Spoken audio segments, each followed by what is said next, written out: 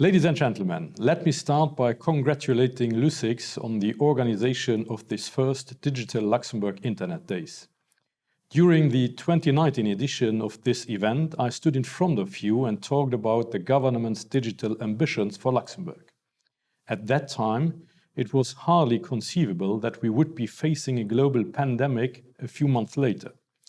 Nor did we know then that I would be talking to you digitally this year because of the sanitary situation the world is currently experiencing. However, this event is yet another proof of our society's resilience in the face of a highly difficult situation. The coronavirus pandemic forced us to find new ways of working and interacting. This crisis emphasized the urgency to act and to achieve the digital transformation of our society.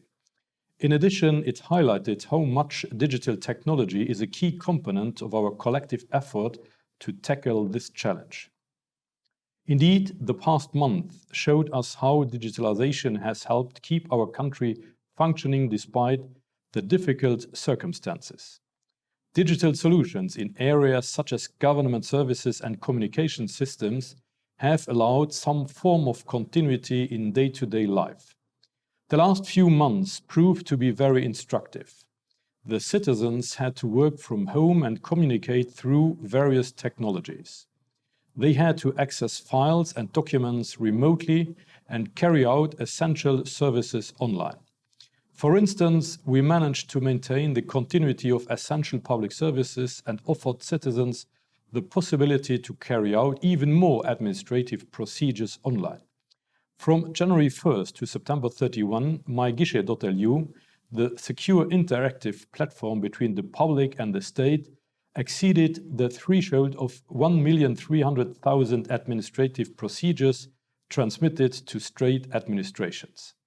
This new record is all the more remarkable given that it represents more than 3 times the amount of procedures transmitted during same period in 2019. This is mainly due to the new procedures added online in the context of the health crisis management. To name but one, the requests for appointments for large-scale testing for COVID-19. The possibility to make an appointment through myguichet.lu is a feature that the Government IT Center implemented in 2019 and which passed its baptism of fire brilliantly these past few months. That said, although the health crisis has undoubtedly left its mark on the number of transmissions via the secure platform myguichet.lu, I would like to point out an increase of 17% for the procedures not related to the health crisis during that same period. This progression testifies to the fact that the scope and diversified offer of myguichet.lu is increasingly acknowledged and appreciated by the public. Our efforts in improving governmental services are being rewarded. These efforts shall not stop. More procedures will go online and more functionalities will be implemented. Moreover, we will take a further step towards the so-called mobile government by launching a mobile application of myguichet.lu.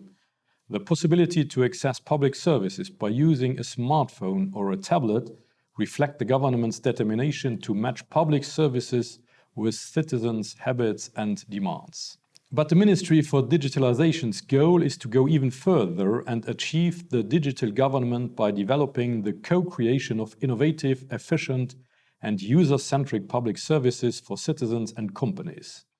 As the international institutions like the OECD or the European Union put it, digital government plays a role in building responsive, efficient, and effective delivery of public service to all people, building public trust, and ensuring transparency, participation, and collaboration in the development process.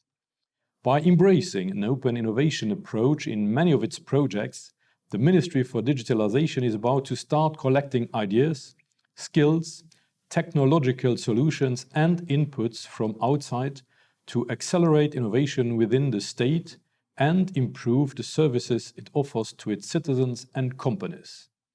In matters of administrative simplification, for instance, we are exploring ways to include citizens in the digital transformation of our country by collecting their input to simplify administrative processes. This participation of the public may take several forms: hackathons, GovJams, co-creative workshops, or co-creative platforms. Drawing on the personal experience of participants, the Ministry aims to deliver innovative solutions tailored to the needs of the citizens and companies.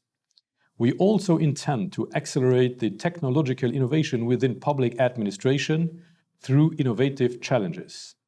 A few weeks ago, I announced the creation of a GovTech Lab run by the Ministry for Digitalization together with the Government IT Center. This common initiative relies on innovative minds and creative startups to come up with more user-centric and efficient technological solutions. Therefore, embodies a new mode of governance of technological innovation within the government. At the end of November, I will present the new GovTech Lab and launch its first challenge.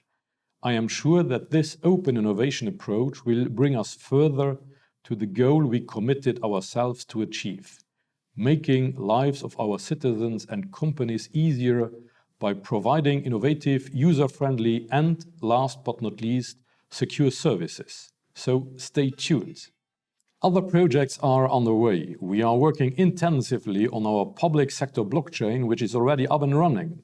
There are already several use cases on it, notably the notarization of access logs, and we are planning to include building permits. Other use cases are in active development, also in collaboration with private sector partners. Moreover, we are partners in the European Blockchain Partnership and are setting up a node of the European blockchain here in Luxembourg. We also co-initiated and are running the AI for Gov initiative in collaboration with other government partners. Within this framework, the government launched a call for projects to enable ministries and administrations to experiment with and implement artificial intelligence use cases. The idea is to familiarize civil servants with the technology and to set up a proof of concept based on a concrete application. The first call of projects was launched almost a year ago and resulted in 6 projects currently under development. At the beginning of 2021, I will also present a national plan on digital inclusion. Over the last month, a task force led by the Ministry for Digitalization and made up of representatives of the Luxembourg ministries and administrations have discussed a series of measures aiming at reducing the risk of a possible digital divide within our society. Indeed, when talking about digital transformation, we must not forget that one major challenge for the governments in the digital era consists in making digital technology an opportunity for all. Technology has to be a key to individual and collective social and economic transformation by providing access to tools, skills and jobs to all citizens of Luxembourg. The coming national plan shall give us the insights and the tools we need to achieve our goal. Building a society where everyone is well prepared for the digital era and where digital tools are considered trustworthy and reliable, these are the objectives of our government in general and of the Ministry for Digitalization in particular.